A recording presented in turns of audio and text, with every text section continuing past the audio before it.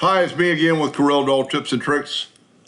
And I was just kind of playing around and started thinking, how could I duplicate this ungrouped volume of things that were identically equally put across when we had hairlines, but now I don't have any hairlines and I'd like to duplicate another whole section. Well, the individual ones are 7.709.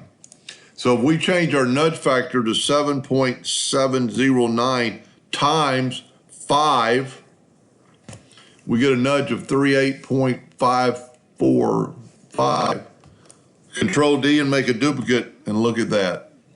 It's exactly spaced out. So you can use math in your nudge factor once you know one of the variables. Let's just test it again. Let's go 7.709 times 10, easy for enough, 77.09. Select it all, Control D and make a duplicate, and there you go.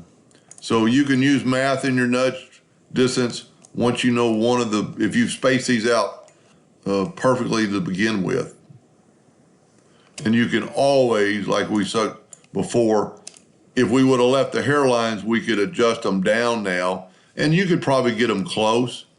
But let's Control G and make a group of those, Control D, and you're just, without a hairline, you're not really gonna be able to do it around the structure. You're never gonna get them perfectly. But if you set your nudge factor on something pretty little, you can grab it and nudge it down. Let's just get it off there quite a bit so we can see if we're moving or not. And if I was gonna do this, I would move them over where they were a little more equal. So kind of zoom in and click on the bottom one and just start nudging up. If you hold down your shift key, your nudge will go a little bit faster. And I see we actually need to nudge over. Let's pick a 0.01 nudge.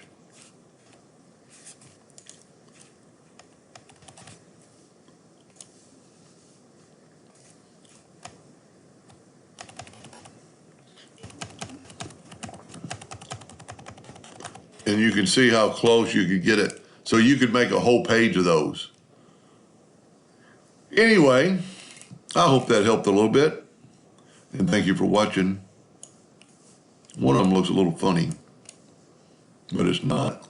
Anyway, thank you.